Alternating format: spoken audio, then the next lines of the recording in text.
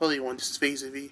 I'll be checking out the worst wrestlers of every WWE era from 1985 to 2024 from WrestleMania. Okay, let's go. The worst wrestler of every WWE era, starting from the Golden Age, going up all the way to the Renaissance era. Be sure to subscribe and hit that notification bell for daily wrestling videos and follow us on Facebook for exclusive lists. Also check out our new videos on WrestleMania XL.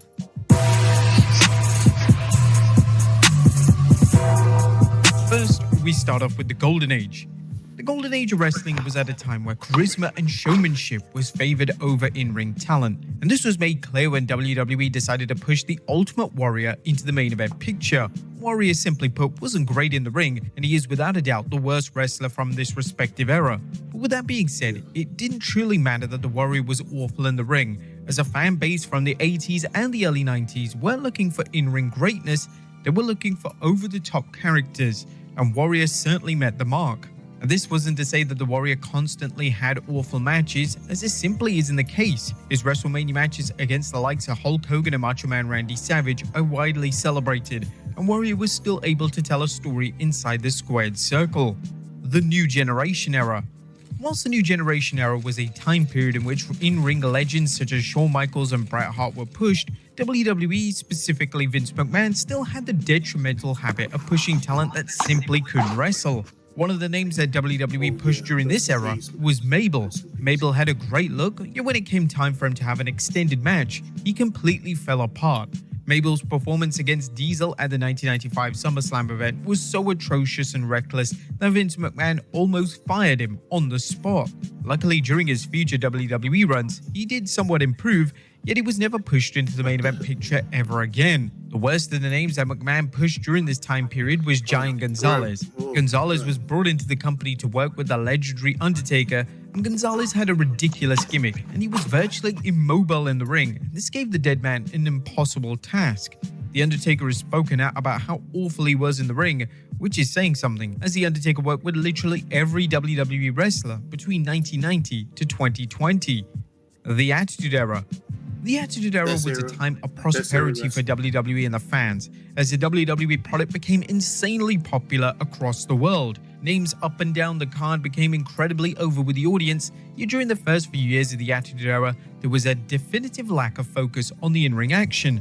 Whilst names such as Triple H, The Rock, and Stone Cold were able to have pay-per-view quality main event matchups, the same couldn't be said for everyone who was on the roster at the time.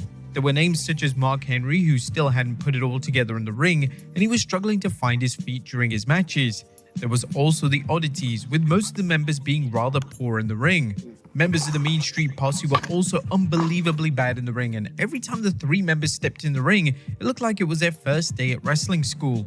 Although it could be argued that part of the charm of their gimmick was that they looked incredibly sloppy as cowardly heels. One of the names that WWE pushed was Sable. Sable was presented as the face of the WWE Women's Division, and while she was popular, she simply couldn't wrestle, and basically refused to take any bumps at all. Sable's matches were always heavily bashed, and even when she was working with talented women, she just didn't have the fundamental skills to deliver anything substantial. Thankfully, as the WWE entered into 2000, the idea of pushing talent who couldn't deliver a solid match was made obsolete.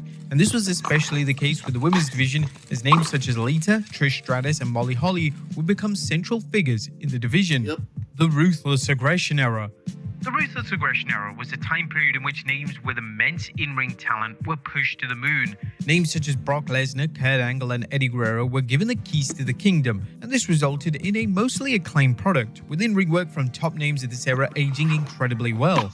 That isn't to say the WWE didn't still try to push wrestlers that weren't ready. When The Rock and Stone Cold left the active roster in 2003, WWE liked to throw anyone on this show in the hopes they'd get over. In 2003, WWE debuted Nathan Jones. Jones was instantly paired with The Undertaker, yet it was evident that Jones didn't have what it took, and his match at WrestleMania 19 was cancelled as a result. There was also the bizarre Mordecai, who was brought into SmackDown in 2004. Mordecai was supposed to be the anti-Undertaker, yet the fans had no interest in the character as he looked completely lost in the ring. In 2002, WWE decided to re-sign Scott Steiner. While Steiner was previously an excellent in-ring worker, he had drop foot, which meant that his matches were abysmal, and he went from being in the world title picture to being in the lower mid-card feud with Test because WWE knew he couldn't have a passable match. Another key name from this era that had questionable skills was the Great Khali. It's hard to argue against Khali being the worst worker of this era. The 7-foot star debuted in 2006 to feud with The Undertaker, and he was extremely limited in the ring. Despite his limitations, WWE pushed Khali to such a degree that in 2007 he became world champion. The PG era. The WWE classed the PG era as lasting between 2008 to 2013, so that offers scope on what talent are in the running for being the worst wrestler of the respective era. There were certain names during this time that just failed to deliver in the ring. Names such as Mason Ryan and Vladimir Kozlov weren't exactly Bret Hart in the ring, and there were names in the women's division such as Aksana that weren't remotely ready for the main roster. There was also the original Sin Cara, who couldn't grasp their WWE style, and his matches suffered as a result. Ultimately, the worst in-ring worker of this era, though, has to go to the Great Khali, whose work seemed to regress even more during the PG years, and it's likely that's why he moved dramatically down the card. The Reality Era. WWE classed the Reality Era as a 2-year time period between 2014 to 2016, and one name stands out with being the absolute worst from this era. That name in question is Eva Marie, who showed little to no improvement during her WWE tenure. Marie's inaugural run came at a time where the women's revolution was being implemented across WWE programming. So whilst names such as Charlotte, Sasha Banks, Becky Lynch, and Bayley were stealing the show, WWE still seemed adamant on making names such as Marie major players in the company. The New Era. Whilst WWE seemingly put on a classic every week in the new era between 2016 to 2022, there was still a confusing trend of pushing talent who were lackluster in the ring. One of the names that was pushed during this time was Lars Sullivan. Sullivan was called up to the main roster without showing signs of improvement in NXT, and when he got to the main roster, it was evident that Sullivan wasn't ready for the big leagues as his in-ring work was subpar, and he could easily be labeled as the worst full-time talent of this era. Another wrestler who WWE insisted on pushing in these years was Goldberg. Whilst Goldberg is an absolute legend in the pro wrestling industry, his body of work in this era was shambolic. Matches against the likes of The Undertaker were close to ending in disaster, and Goldberg had no business stepping inside the squared circle as he was a massive liability. And the Renaissance Era. The Renaissance Era, or the Triple H era as it's commonly called, is an era in which WWE is thriving in. The product and the wrestlers are red hot, and the WWE is on their hottest streak since the Attitude Era. The majority of the WWE roster are incredibly gifted in the ring. 90% of the roster are able to have excellent matches. But in terms of who is the worst wrestler of this era, that's a tough task. One name that comes to mind is Maxine Dupree. Dupree has been heavily criticized by the fans for in-ring work, and some fans have been taking this criticism way too far by giving Dupree abuse both in person and online.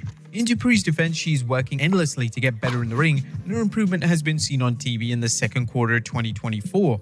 And outside of Dupree, it's a problematic task to pinpoint other wrestlers who aren't hitting the mark and an in-ring perspective. There's B-Fab, yet B-Fab hasn't been given time to shine in the ring, so it's unfair to accurately assess her in-ring abilities. A name that will be thrown out there by fans is Gable Steveson. Steveson has mostly wrestled in dark matches, yet footage from these matches hasn't been exactly great. He's also had a match in NXT with the talented Baron Corbin, and this match was met with universal disdain from fans, and it was considered by many to be one of the worst matches in NXT history. Wrestling is one of the hardest avenues a pro wrestler can go down, so it's understandable why Steveson could be cited as the worst wrestler of this new exciting era. There you have it, folks, the worst wrestler of every WWE era. But if you think we're just picking on them, well, don't worry, we're also going to be looking.